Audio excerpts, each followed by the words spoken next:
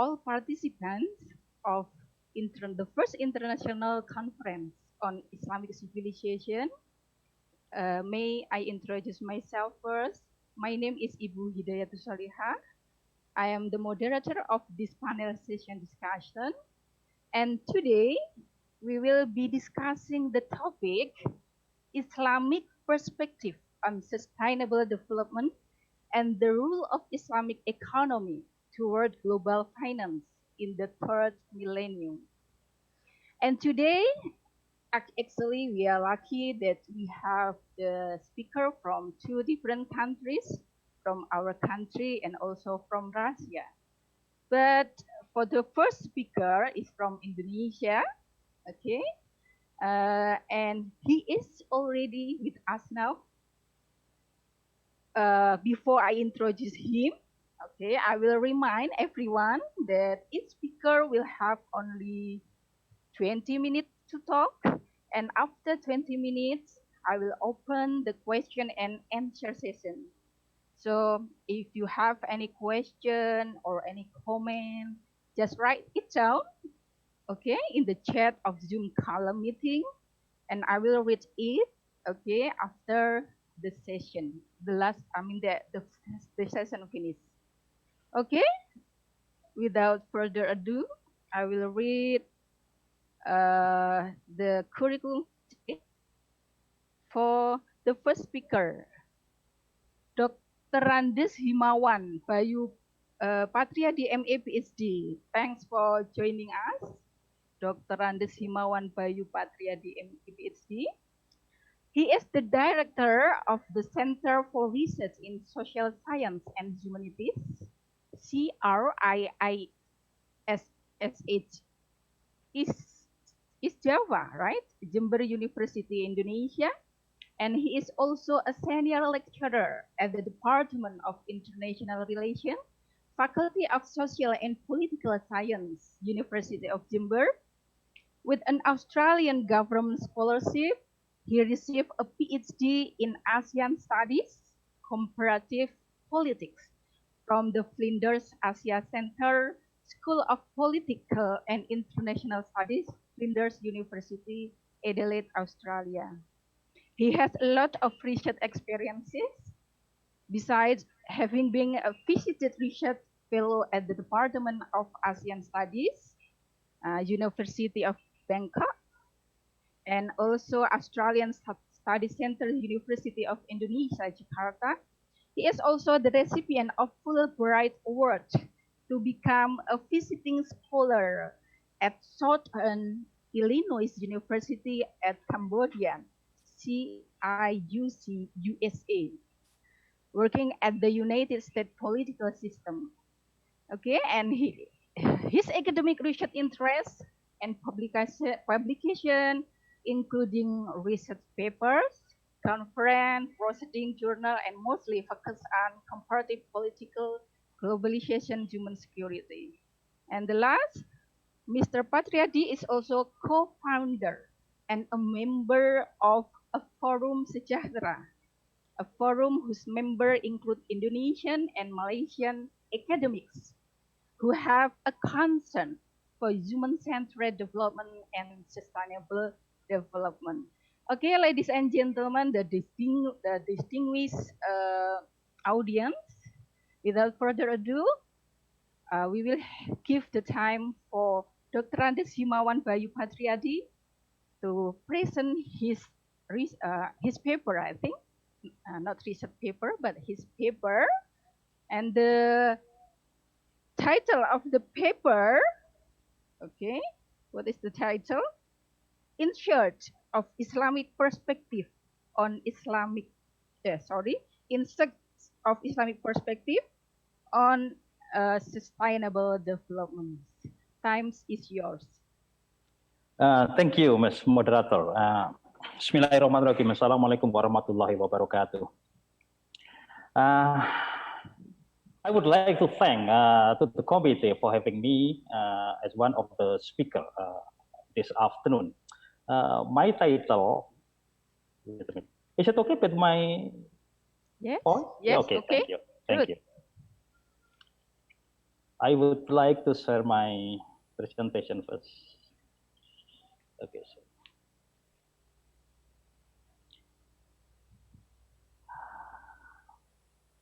yes, my title is in charge of Islamic perspective on sustainable development.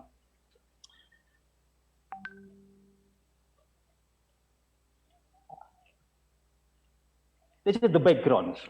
I start from the two concepts that sometimes they are interchangeable concept: civilization and culture.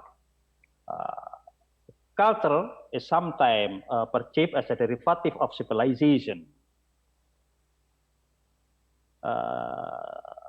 Is perceived to be a body of knowledge, and part of it is culture inside the civilization. Huntington, for example, in his book, seminal book, The Clash of Civilization, says or defines civilization is a cultural law. But despite being interchangeable concept, the two concepts refer to the same subject, including values, attitude, belief, orientation about human life. So, how is civilization and culture to be significant for human life, in particular related to sustainable development? Since 2000, with the publication of uh, Lawrence and Huntington books, there has been turned back to cultural factors in explaining human affairs, including development. They said that culture matters. How values shape human progress? It means that human progress not only determined by economic or politics, but the two writers like to see or revisit culture phenomenon that to be significant to be considered. They depart from Moynihan's jargon or opinion. The center conservative truth is that it is culture that determines the success of society. While on the other side, the center liberal truth is that politics can change itself.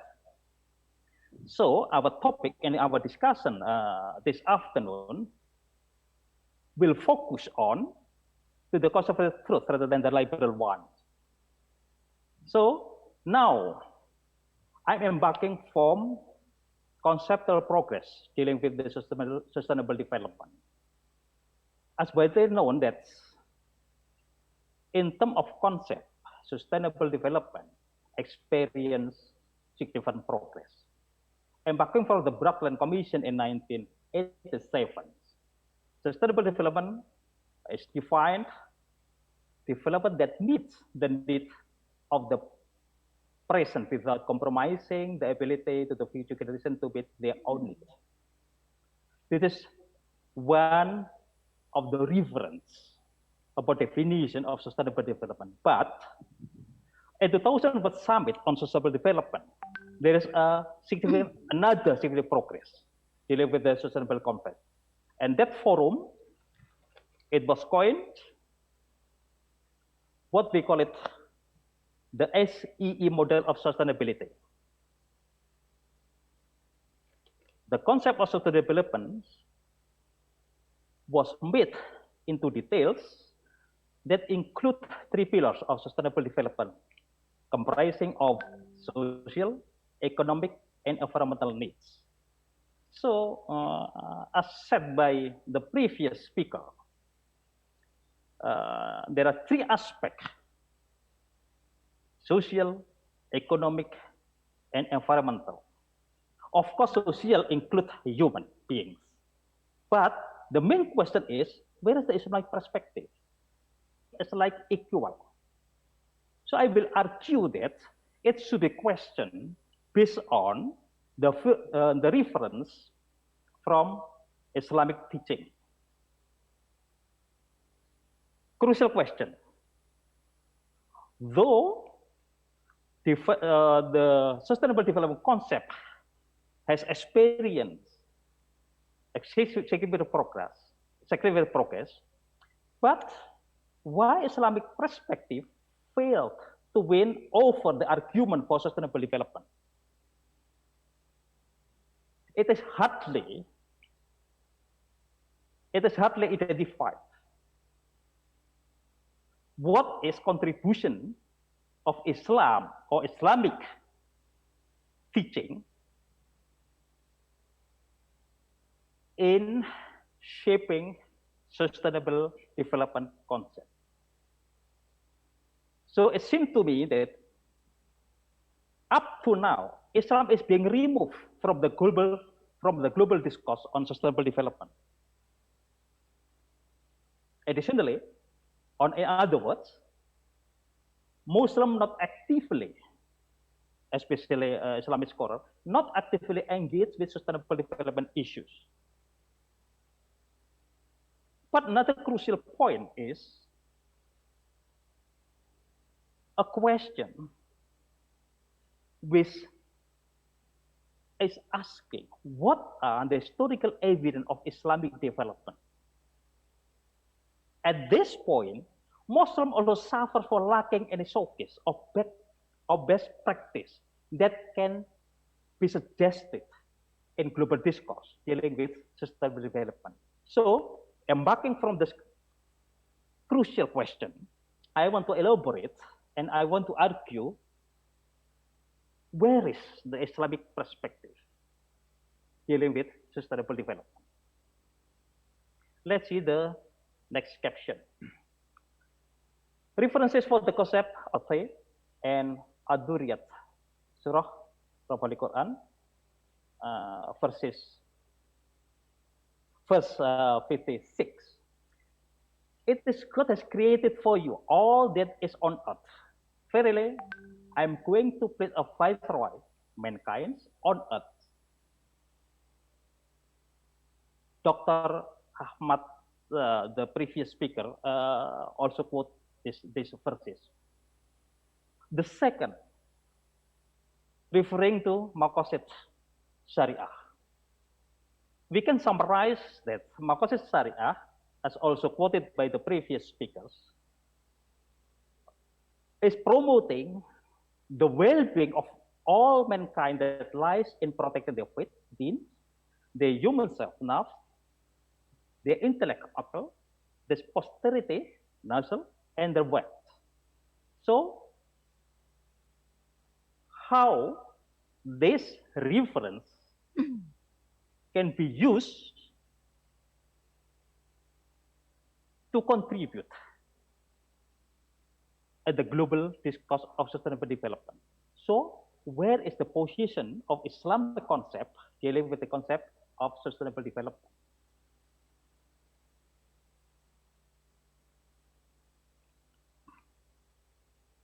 Referring to the Holy Quran and Maqasid Syariah, so my interpretation is this. Allah Almighty gives special preference to human beings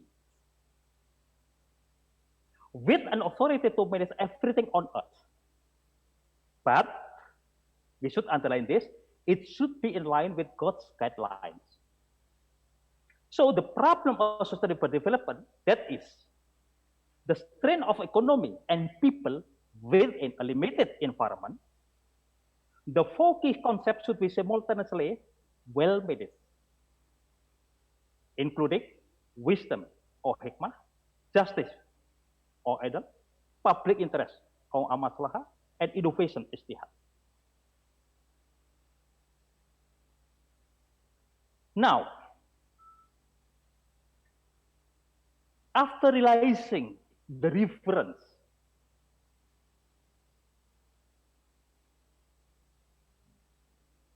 of Islam dealing with the development, the Islamic perspective on development emphasize the human dimension.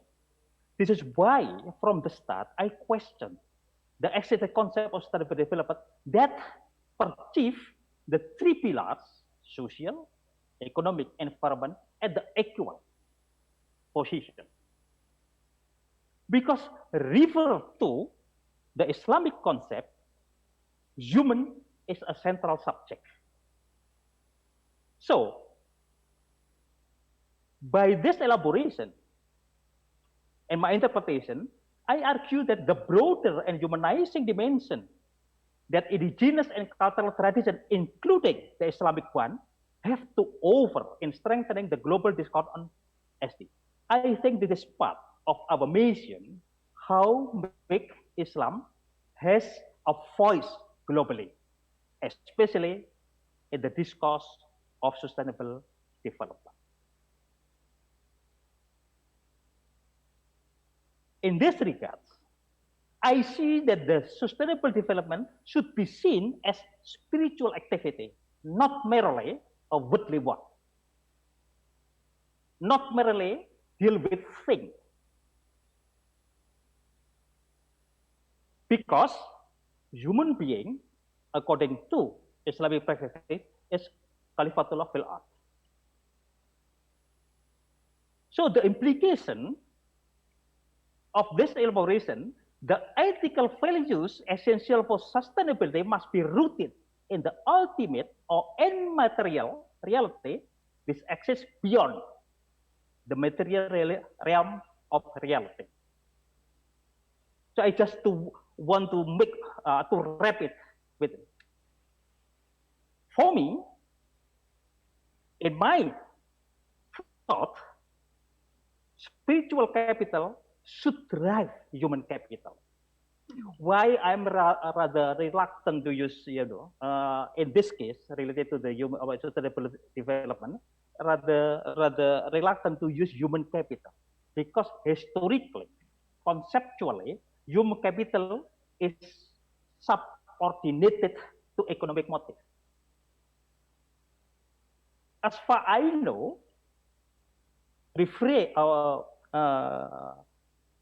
I refer to Islamic teaching.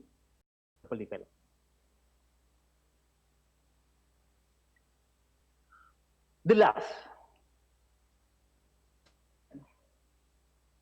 as far I know, probably Congress of Rabitah Maut Islami, RMI, coined the 5 souls of pesantren. What are they? They are simplicity, sincerity, spirit of self-independence, Islamic peace, brotherhood, and responsible freedom. This value has been internalized, as has been forced to be internalized by santri or by student. Once the character being internalized, it means that the institution, the pesantren, have strengthened the sustainability of the student, particularly the ability to survive. Based on my own research, I compare that the graduate from pesantren, the ability to survive is higher than the graduate from the public school, for example. This is not a conclusive suggestion, but at least pesantren public can nurture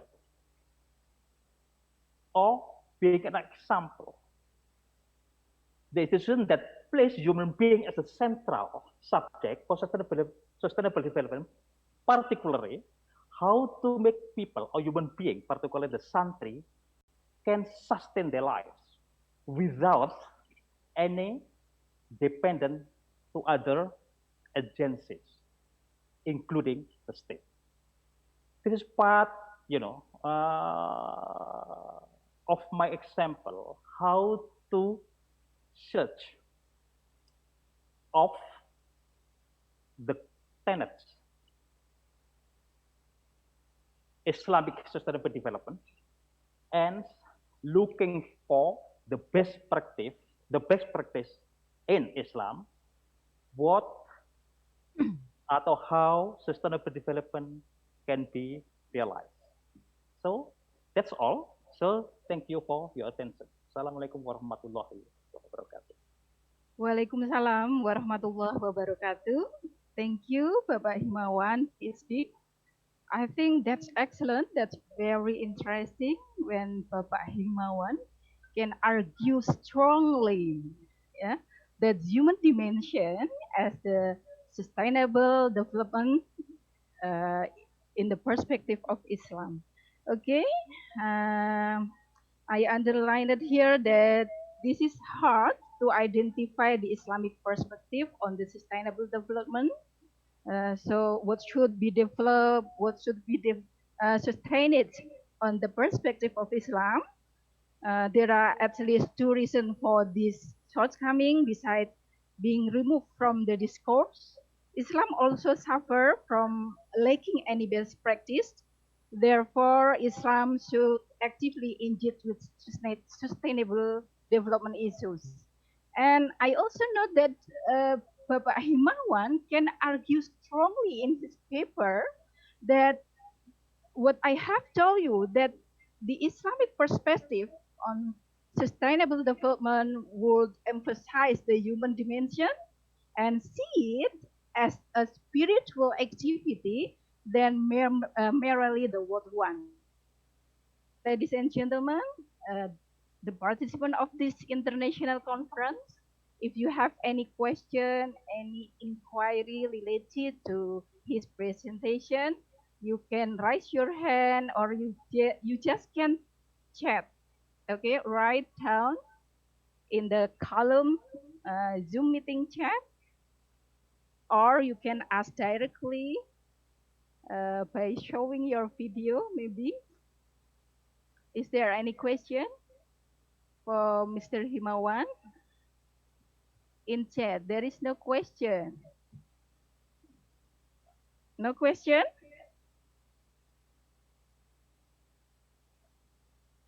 Okay. There is no question. Maybe just to wait for the participant ask the question. Okay, maybe I need you to explain more why Islamic perspective failed to win over the argument for sustainable development. It's very interesting. You have explained about that, but can you tell it again? Because the argument is very strong and interesting. Thank you for your question. You know that if I learn the Gramsci concept about hegemony, what I see so far, the Western concept has been hegemonic, including to the sustainable development. What I can observe among the Muslim community, including Muslim scholars, almost it. I mean, it is rare for Islamic scholars to question the existent concept. In other words, Muslim communities tend to be take for granted for the existing concepts suggested by Western. While, frankly speaking, that we have an special reference about the concepts. We have our own values that place human being in special place. So, as I mentioned, if human dimension should be central subject, conception suggested by Islamic community that development, including sustainable development, should take into account human dimension as central subject. Because in 30, Frankfurt School, pioneered by Horkheimer, saying the philosophy of sustainable development. Previously, the philosophy of development is how mastering the earth. This philosophy embarking from industrial revolution that humankind should manage earth, exploit earth for the well-being. However, the price is very high. As elaborated by the previous speaker, social environment, yeah, has been diminished by this philosophy. So, Frankfurt School suggested that the philosophy should be changed from mastering the earth to reconciliation with the earth. But once again, what I'm wondering up to now is why the conception suggested by, once again, by Western scholars, not by Islamic scholars or Islamic community. Sadly speaking, even now, the hegemony of the previous philosophy embarking from industrial revolution that human being should manage, should mastering the earth, still hegemonic up to now. So I think it is a time for us as Muslim community to suggest a specific conception that embarking from our own reference that place once again human beings to be the self-subject. If we can coin the concept, so it is perhaps it is an alternative concept that can be brought to the wider forum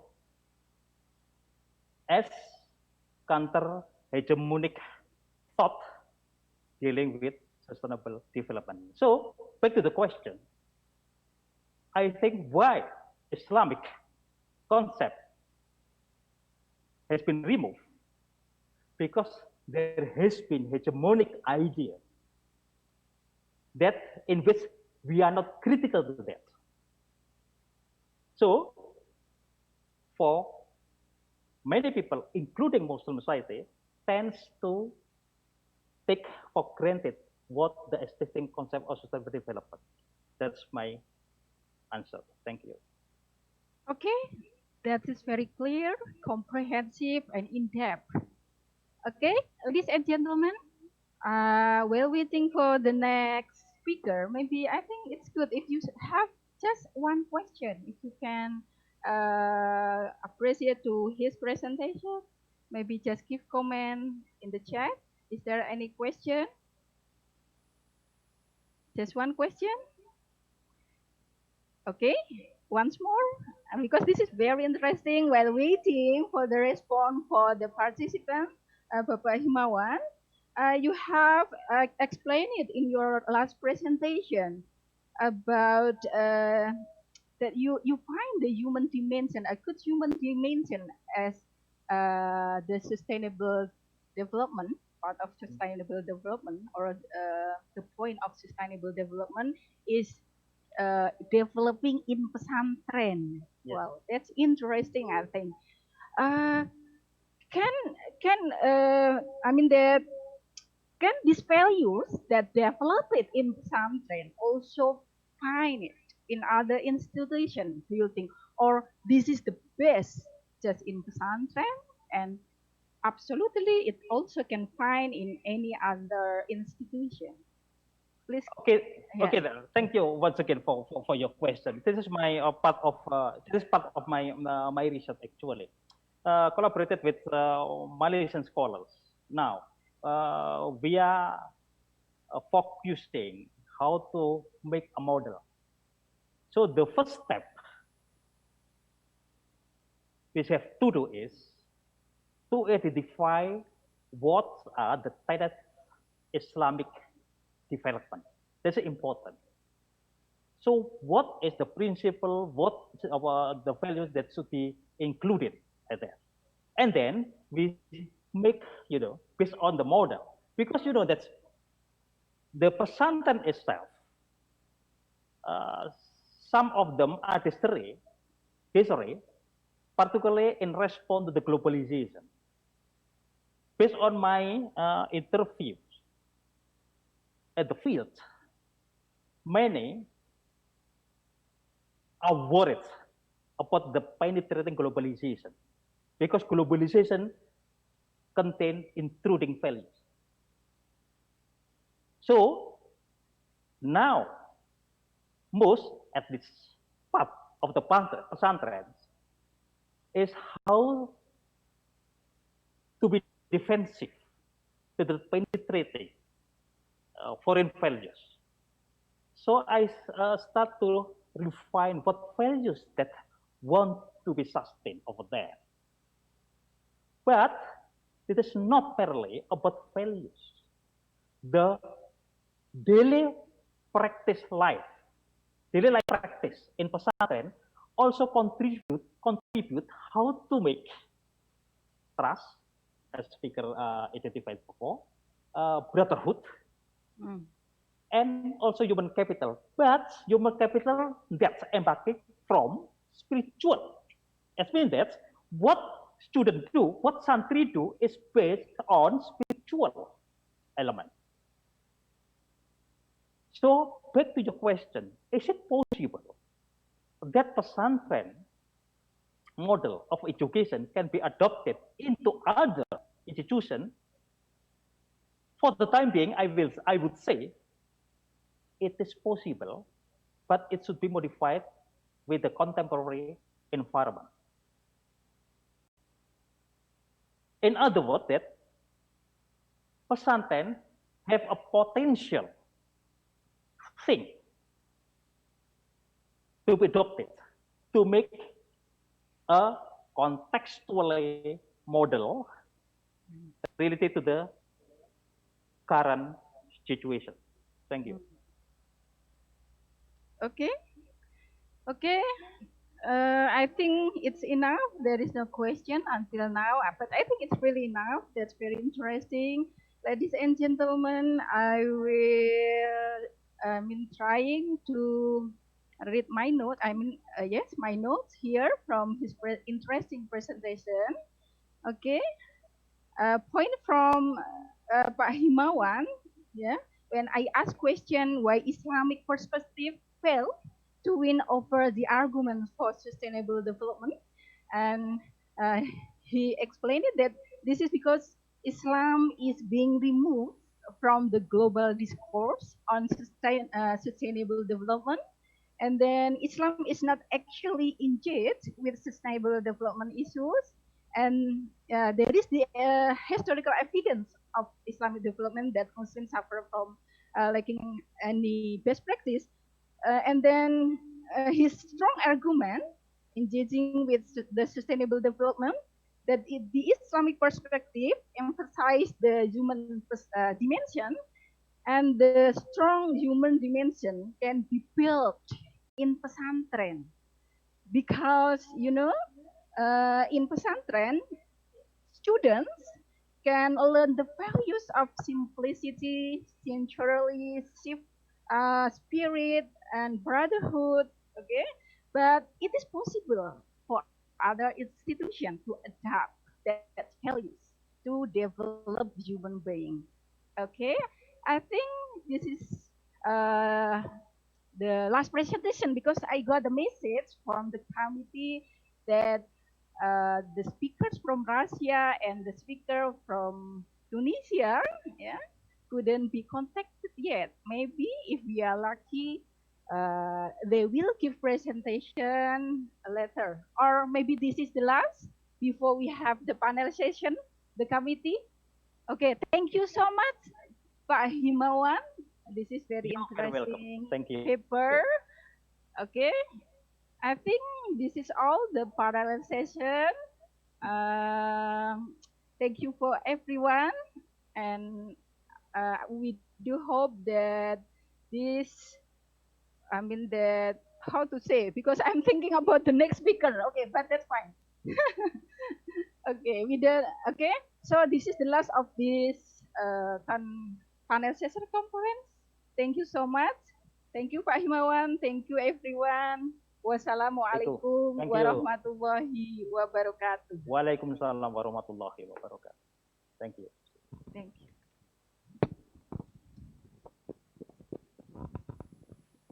Bagus toh, relax toh. Okay, Waalaikumsalam warahmatullahi wabarakatuh. Thanks again Ibu Hida Soliha for leading the session for invited speakers and also the only speaker in invited speakers for sharing the knowledge and insight. Distinguished speakers, ladies and gentlemen, it's our time to have the parallel class. This is the last session for this conference, and before we are going to the parallel class, there are some information that I would like to deliver. The first guidance to join to the parallel class. First, please use your complete name, your real name, and then we recommended you to use your personal computer, whether this is laptop, not smartphone, and we ask you to activate your video, and then please click join breakout room after the house give the access to join the parallel class. Okay, that's all. And after the parallel class is finished, we ask you to join to the main class again by click leave and then choose the breakout room. Okay, Bapak Ibu peserta konferensi pada pagi hingga siang hari ini, sudah ini kita akan memasuki ke sesi kelas paralel. Adapun panduan join ke kelas paralel adalah sebagai berikut. Yang pertama, Anda menggunakan nama lengkap untuk memasuki kelas paralel. Kemudian untuk join di Zoom diharapkan untuk menggunakan laptop dan bukan smartphone. Kemudian kami mengharapkan seluruh peserta untuk mengaktifkan video pada saat join di dalam kelas. Dan untuk bergabung di kelas paralel, Anda klik tombol join breakout room dan kemudian akan diberikan oleh host akses ke masing-masing kelas. Untuk moderator nanti akan merecord pada masing-masing kelas secara lokal dan akan diberi akses oleh host untuk melakukan aktivitas tersebut. Caranya dengan silahkan mengeklik tombol recording di bagian bawah. Setelah selesai acara di kelas paralel, kami harapkan seluruh peserta baik moderator, presenter maupun partisipan untuk kembali ke kelas utama dengan cara mengklik leave, kemudian pilih breakout room. Kita akan melakukan closing sesudah seluruh acara di kelas paralel selesai dan akan ada pengumuman untuk best paper. Demikian yang dapat saya sampaikan. Terima kasih dan selamat melanjutkan untuk session di paralel.